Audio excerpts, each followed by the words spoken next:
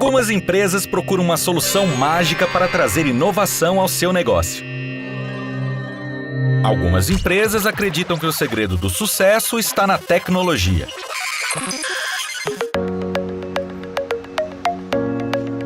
Mas as empresas mais competitivas e modernas sabem que o melhor investimento são os jovens talentos. Aprendizes e estagiários trazem a liberdade, a criatividade e a garra de quem está começando a construir uma carreira e quer provar todo o seu potencial. O CIEE possui toda a experiência para auxiliar qualquer empresa a criar um programa de estágio e aprendizagem. Qualquer empresa mesmo. Entre em contato agora com o CIEE e dê um upgrade no seu negócio. CIEE, transformando vidas, construindo o futuro.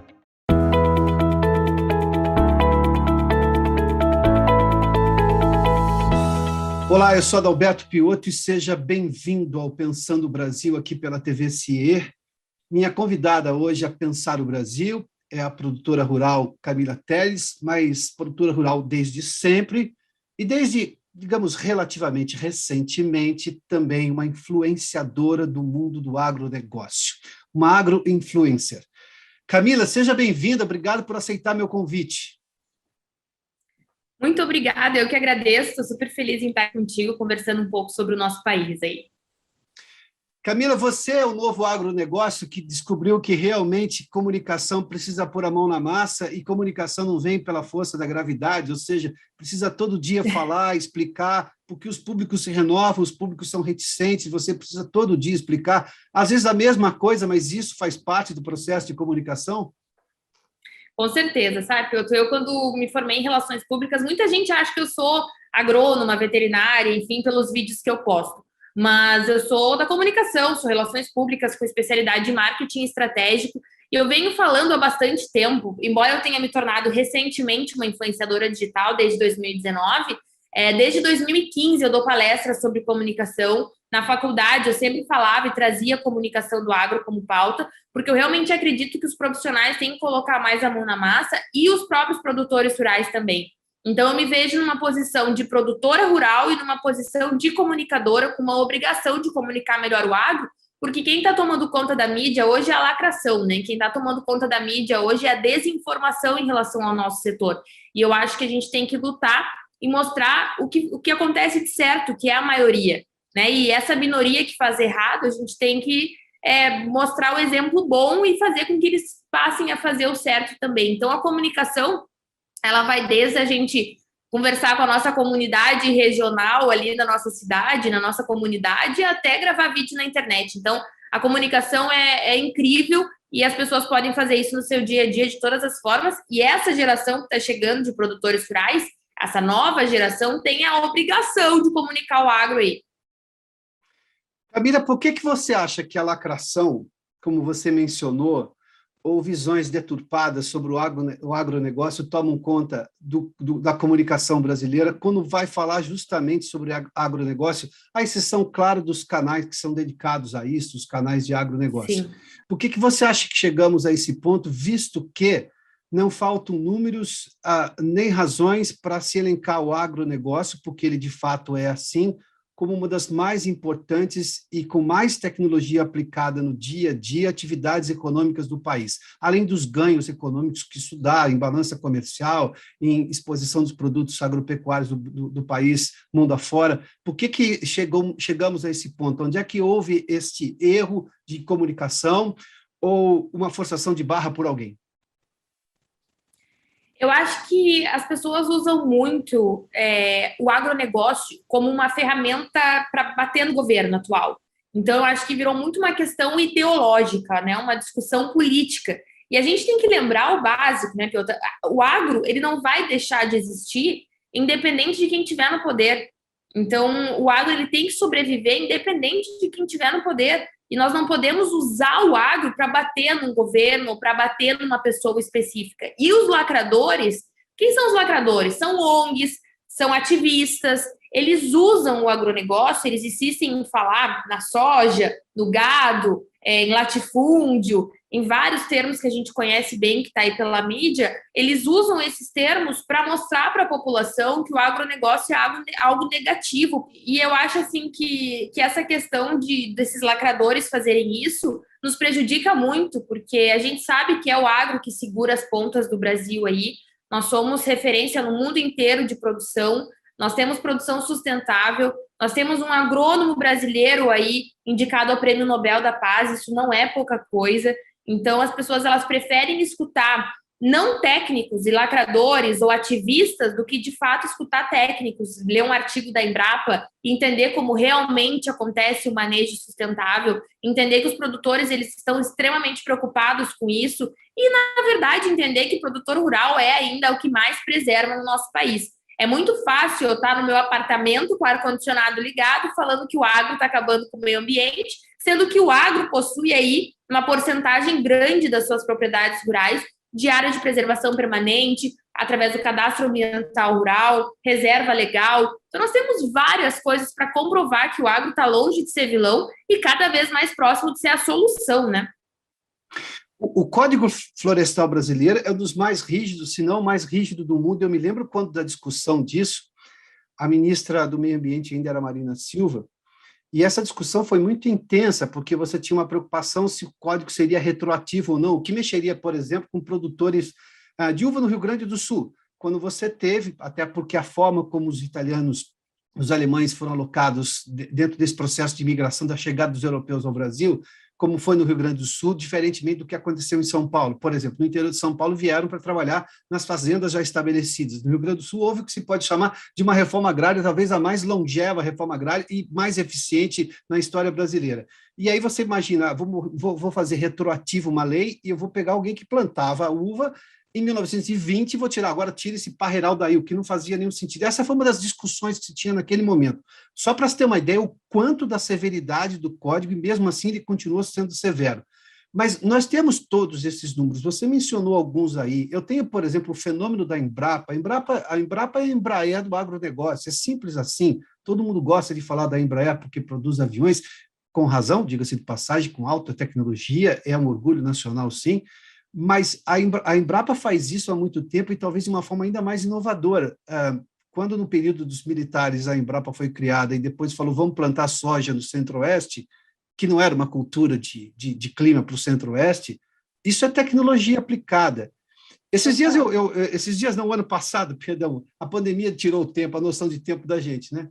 Eu ouvi o ex-ministro Roberto Rodrigues e ele dizia exatamente o quanto que a tecnologia brasileira preserva a área florestal, porque você produz mais em menos espaço do que se você tivesse 30 anos atrás, se você fosse usar a mesma tecnologia, você teria uma série de terreno a mais para ser cultivado a mesma produção que temos hoje.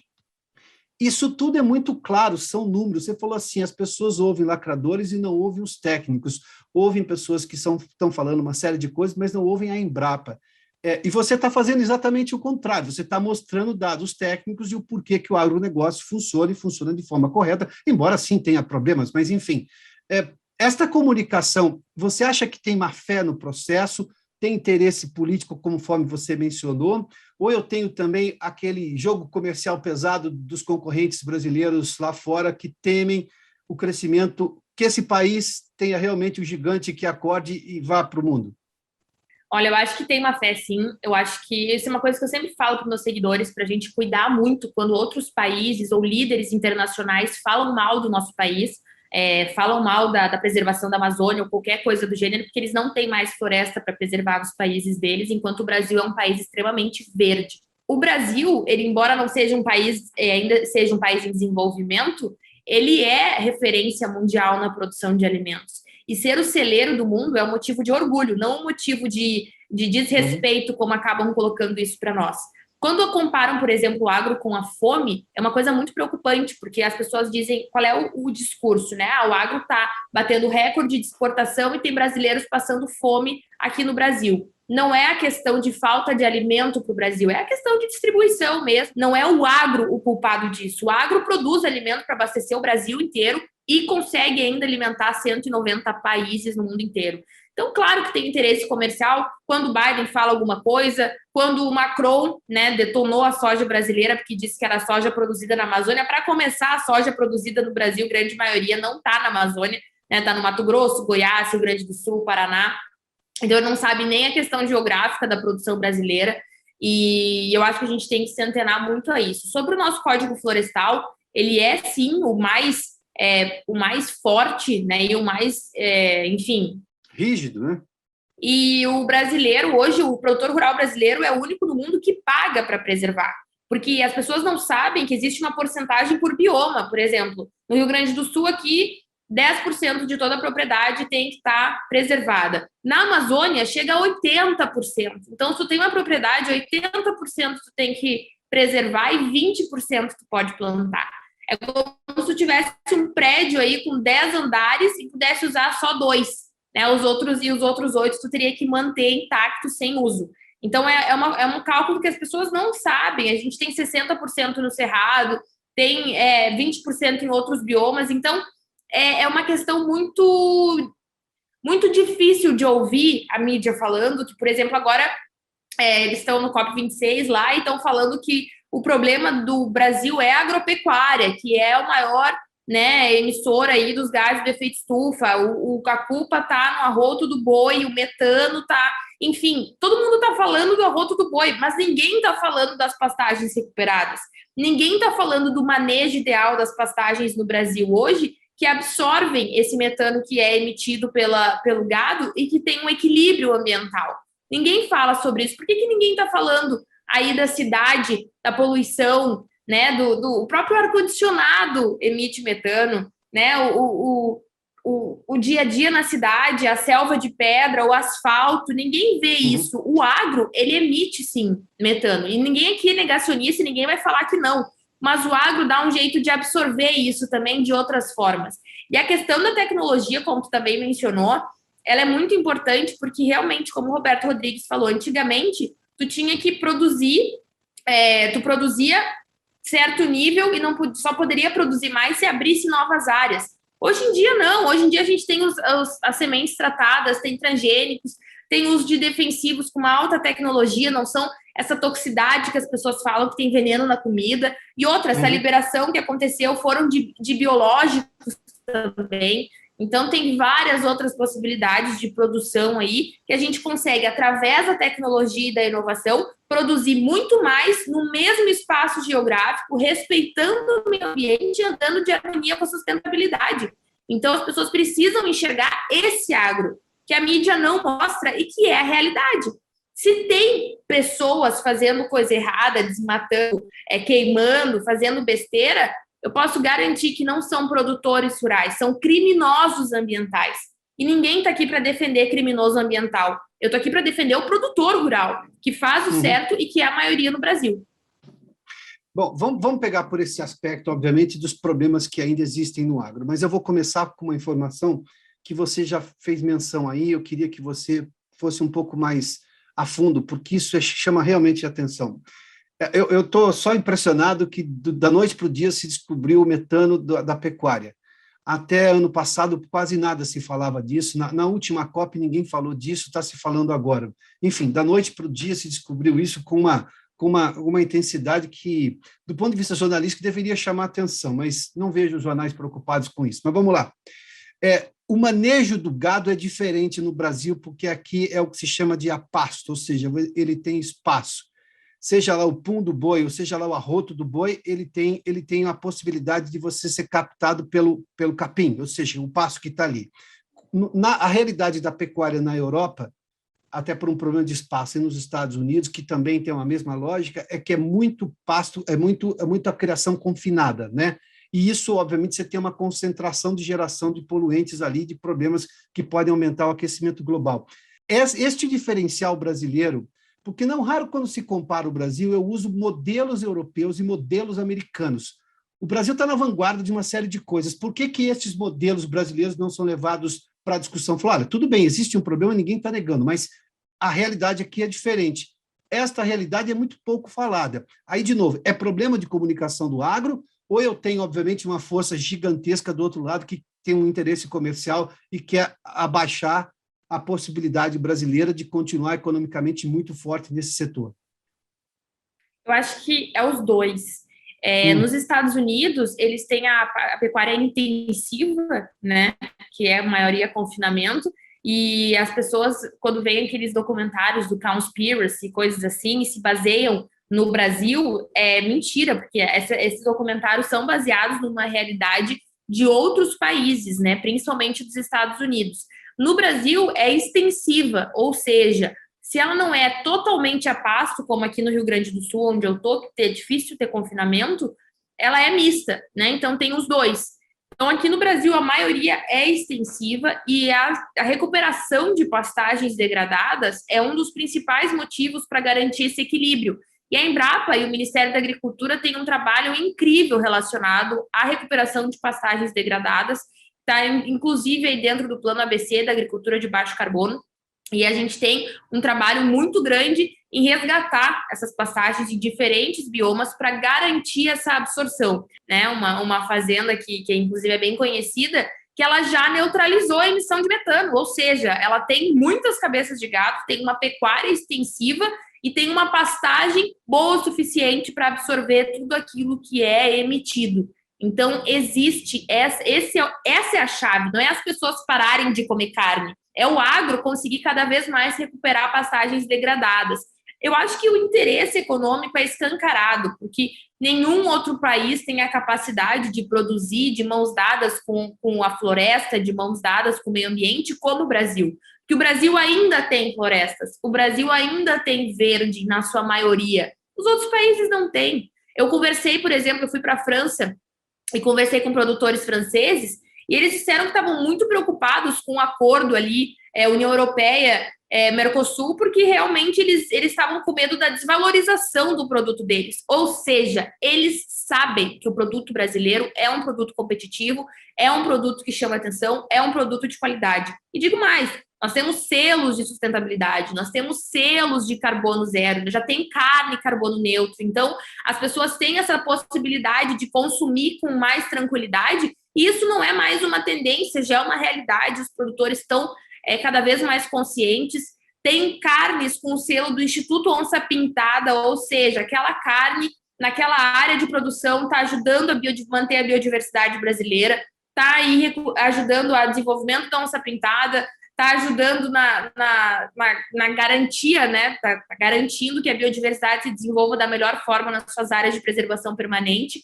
Então, as pessoas precisam enxergar de outro ângulo. O problema até não é tanto os outros países nos xingarem, porque os outros países demonstram que eles estão preocupados com a nossa qualidade. O que me preocupa é os brasileiros realmente acharem que o discurso da Greta faz sentido, né? Que o discurso do Macron faz sentido. É isso que me preocupa. Por isso que eu acho que brasileiros acharem e acreditarem que o agro é vilão no nosso país, aí é comunicação. Aí me preocupa. Camila, quando você fala para pessoas que têm o mínimo conhecimento do agronegócio, tudo bem, eles vão absorver a informação e talvez vão ter um pouco mais de argumentos para defender o setor. Mas quando você vai falar para pessoas que não têm esse conhecimento, como é que tem sido o seu retorno? Porque essas pessoas, em algum momento, estão mais expostas a outros argumentos, esses, inclusive, de uma mídia mais poderosa e talvez bem mal informada em relação ao agro, ou com outras intenções, não vem ao caso aqui, mas, enfim, que fala no sentido contrário do que você defende.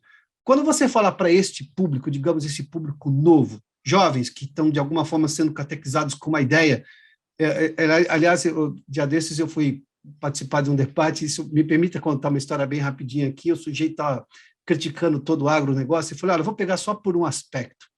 Você quer morar no exterior, né? Então você precisa comprar dólar. Se tirar o agronegócio da economia brasileira, o dólar explode, tá? Porque é um problema de falta de dólar, e quem traz muito dólar para o Brasil é o agronegócio. Mas esse é um assunto desse tamanho, perto do que o agronegócio é. Mas, enfim, era só para mostrar economicamente um aspecto que atinge todo mundo. E atinge o preço dos combustíveis, atinge uma série de coisas, porque tudo está dolarizado por esse aspecto, nós estamos falando de comércio internacional.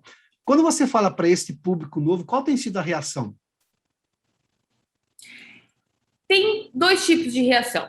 tem as pessoas que não estão abertas a entender o outro lado, e tem as pessoas que realmente estão abertas a um diálogo. Hoje eu tenho seguidores veganos, eu tenho seguidores que não são do agro, eu tenho jovens que estão interessados em trabalhar no agro para trabalhar mais a sustentabilidade, ao invés de ficar reclamando, estão lá e fazendo a diferença. E eu tenho as pessoas que vêm para me xingar, que vêm...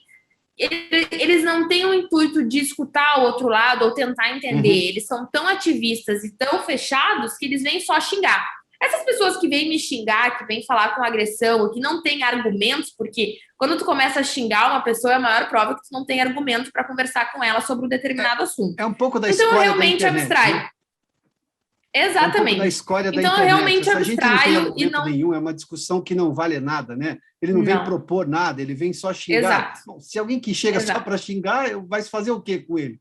Além de bloqueá-lo. Exatamente. Além de bloquear e não responder, né? Mas tem outras pessoas que chegam e me questionam, assim, Camila, tô chegando agora, eu achava que o agro era o vilão mesmo, comecei a te seguir, tô enxergando de uma outra forma, tu pode me tirar algumas dúvidas?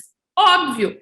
Uma das minhas melhores amigas é vegana, tá? E ela fala assim pra mim, Cami, o teu conteúdo é essencial porque eu sou vegana raiz, ela é vegana há mais de 10 anos. Ela disse que agora o veganismo virou modinha. Então, tá cheio de vegano modinha por aí. Ela disse, eu sou vegana raiz e eu concordo com o que tu fala. Eu realmente concordo no consumo da carne, eu concordo com a questão dos defensivos, eu concordo com tudo que tu fala sendo vegana. E esse é o ponto, entendeu? A lacração, a necessidade das pessoas falarem que são veganas, falarem que são contra o agronegócio, falarem qualquer outra coisa, parece que torna elas cool na internet, né? Parece que elas se tornam mais atrativas na internet, sendo que não faz sentido, elas estão se baseando em pessoas que não têm dados, não têm informação técnica, e é isso que eu tento desesperadamente falar no meu Instagram. O que eu tento muito é usar sempre uma linguagem bem didática e não técnica, porque o agro comunica bem para o agro. O nosso desafio é comunicar para as pessoas que não têm o convívio no agro. Então, é como se eu estivesse explicando para crianças. Eu falo assim, às vezes, parece estranho, mas funciona. É o beabá, é o desenhado, que as pessoas precisam entender com termos comuns, nada técnico, para realmente perceberem que o agro não é esse monstro que a mídia desenha aí. Aliás, eu assisti a um dos seus vídeos, dentre os vários que eu vi, e eu confesso que não conhecia essa história. Tem um produtor do Cerrado que você foi visitar, o Rogério Vian, ele é de uma fazenda chamada Célia, que, por acaso, fica a 7 quilômetros da nascente principal do rio Araguaia. Ou seja, estou falando de lugares que precisam ser protegidos, porque a água é a riqueza maior, a floresta e a água nós precisamos proteger de todas as maneiras. E ele faz a agricultura lá forte, de alta produtividade, e é biodinâmica. E recebeu neste vídeo, você mostra ali, indígenas que também são produtores rurais, que foram aprender com ele as técnicas que ele utiliza. Ou seja, eu faço produção extensiva, grande, importante, de grande escala, mas com biodinâmica, é isso? Em soja. Exatamente. E isso é um movimento que está crescendo muito, viu? Não é uma questão isolada. A gente já tem vários produtores que estão investindo nisso. Porque o custo de produção está bem alto, então fica aí a dica, né, para as pessoas que acham que o produtor gosta de usar defensivos. Defensivo é muito caro, o produtor não gosta de usar, é uma conta caríssima e é comprado em dólar. Então, é bem complicado o produtor rural ficar dependente de produtos químicos. Então, está tendo um movimento muito grande para eles começarem ter essas outras alternativas. O Rogério Vian, essa visita que eu fiz nele, faz parte de um projeto que se chama O Outro Lado do Agro, que é uma websérie que eu tento mostrar o lado que muitos vivem, mas que poucos conhecem relacionado ao agro. Eu fui para Mineiros, Goiás. O Rogério Vian tem o selo do Instituto Onça Pintada, que fica próximo da fazenda dele, e ele fica na frente do Parque das Emas, que é uma dos principais parques de preservação do Cerrado brasileiro. E o que acontece? É muito engraçado porque os animais que teriam que estar no Parque das Emas, eles ficam muito mais nas fazendas ao redor.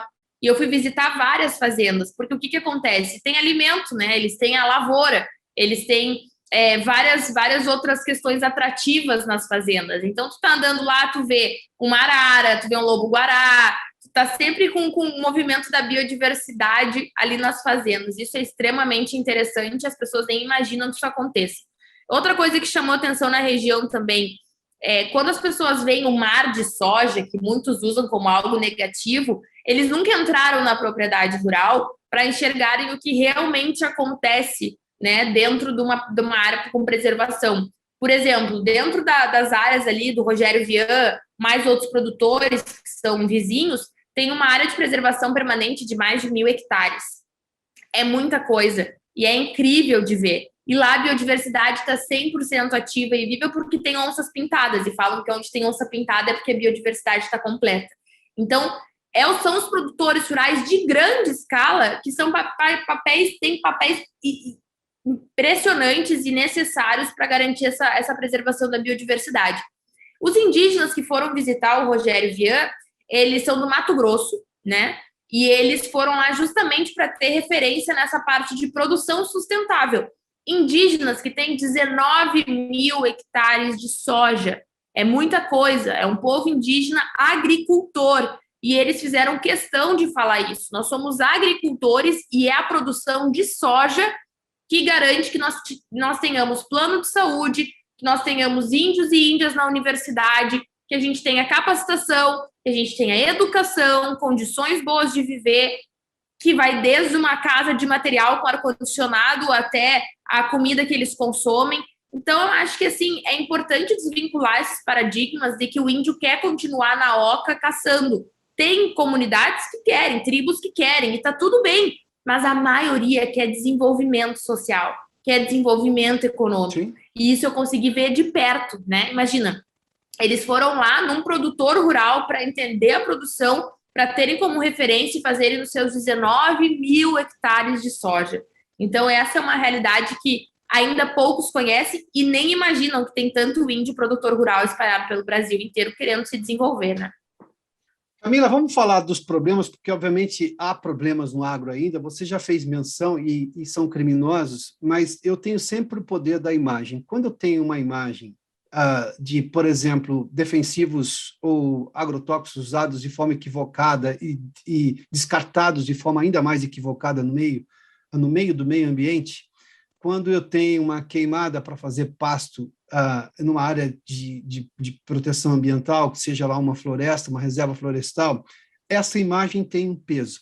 O agronegócio condena isso, fez menção disso já várias vezes, eu já ouvi autoridades do agronegócio aqui, todos eles condenam isso, você já condenou isso nesta entrevista aqui, mas o fato é que eu tenho essa imagem, e imagem é muito poderosa. No mundo hoje que é audiovisual, todo mundo tem audiovisual na mão, chamado celular ou smartphone. Como é que eu lido com isso? Porque eu ainda tenho este problema, e às vezes eu tenho discursos que são mal compreendidos ou mal comunicados por parte do governo em relação a como que as comunidades têm que reagir. Você estava falando dos indígenas, e a questão amazônica é que as pessoas pouco se importam com as pessoas que moram lá. E aí, sem desenvolvimento social, o sujeito fica desesperado e vai fazer qualquer coisa para sobreviver, o que é humano por esse aspecto. Então, a gente sabe que num país rico como o nosso, a gente pode levar desenvolvimento, e claro, usando a floresta de forma a respeitar toda a questão ambiental e, mesmo assim, ser economicamente atrativa. Nós temos tecnologia e conhecimento para isso. O que me incomoda é por que não chega nisso. Como é que se lida com isso? Porque as ONGs que se opõem ao agronegócio, e elas estão fazendo o trabalho delas do ponto de vista que elas têm, equivocado ou não, mas, enfim, elas usam essas imagens. Como é que se lida com os problemas que ainda existem? As ONGs têm uma comunicação muito boa, né? Diferente do agro. Eu acho que a gente tem muitas campanhas hoje de conscientização e de capacitação. Eu acho que a palavra é capacitação. A gente tem que capacitar cada vez mais o homem do campo, os funcionários, os produtores, para eles entenderem a importância do uso de EPIs, por exemplo, que é uma questão básica e que muitos não acham necessário. Eu vou te dar um exemplo. Essa questão dos defensivos, o maior índice de problema de saúde com o uso de defensivos não está na população que consome os alimentos, como as pessoas falam, e sim está nos funcionários e nos produtores que aplicam de forma errada. E não é nem a questão da quantidade, é porque não usam a máscara, não usam EPI, não usam luva, não se protegem na hora da aplicação. E tem produtores que ainda acham que não precisa, que é desnecessário. Então, assim, é a capacitação, é entender o descarte correto, é entender que tem que ter uma área para descarte das embalagens longe da área de convivência, longe de onde as pessoas moram, longe de água, longe de qualquer coisa. Tem que ter um estoque também reservado, diferente para defensivos. Tem que ter regras e leis de aplicação, de deriva, de várias coisas. As regras, as leis, elas estão aí. Eu acho que sim, falta um pouco de fiscalização. Eu acho que a gente, tendo uma fiscalização mais forte, a gente consegue garantir que os produtores façam a coisa certa mais vezes, tenham mais consciência disso. E eu vou te falar uma coisa, tá? Os grandes produtores rurais têm muito mais consciência do que os médios e pequenos. E isso não é uma guerra entre tamanhos de produção, todos são importantes.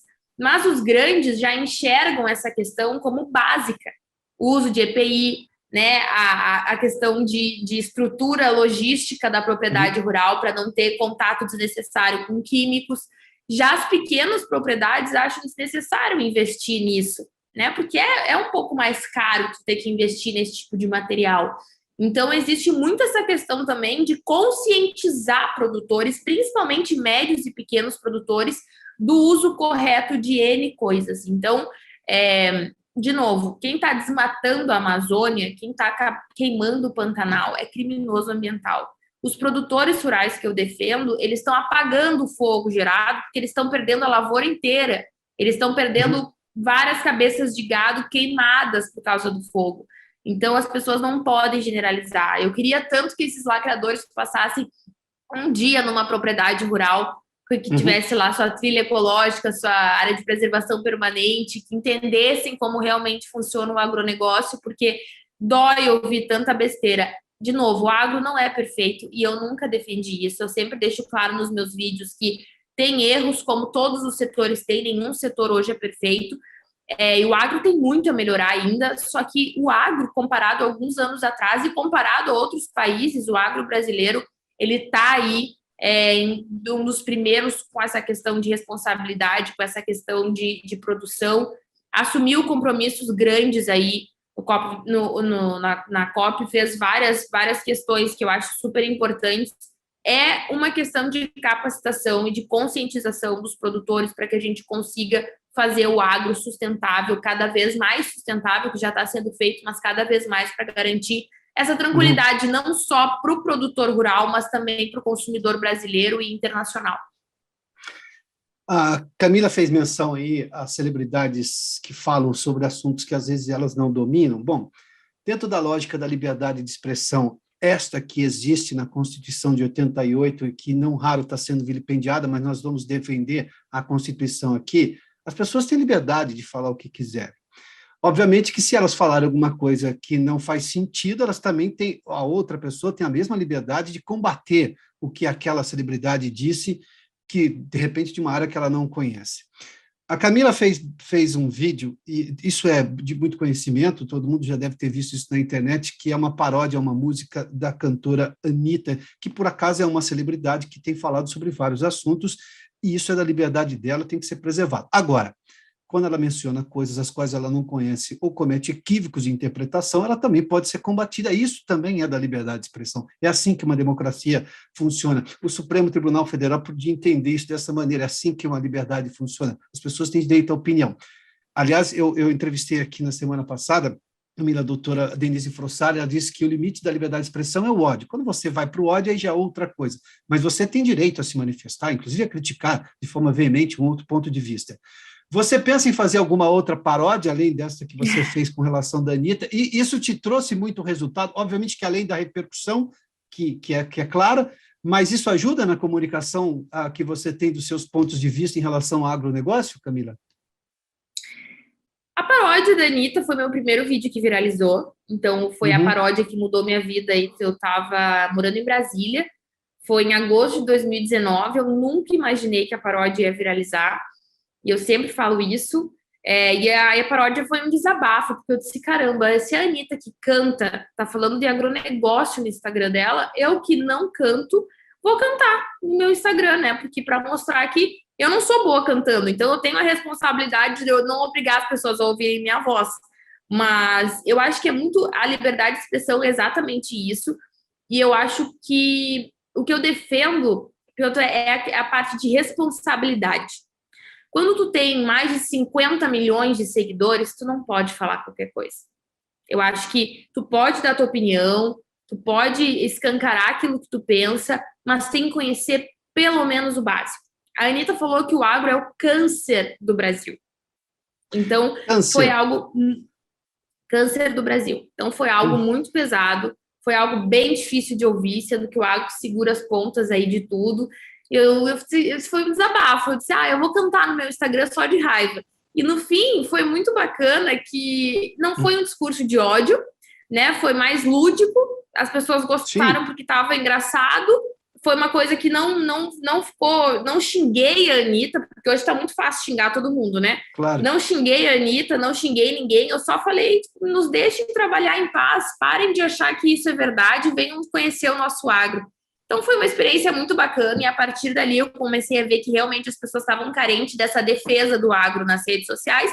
E, a partir desse momento, eu comecei a ter mais coragem aí para dar cara a tapa e fazer meus vídeos. Mas... não tenho planos de fazer outra paródia, até porque não foi planejada essa paródia, mas se algum cantor falar mal do agro, aí quem sabe eu não faça outra. Camila, muito obrigado pela gentileza da entrevista, viu? Sucesso. Eu que agradeço. Eu que agradeço o convite.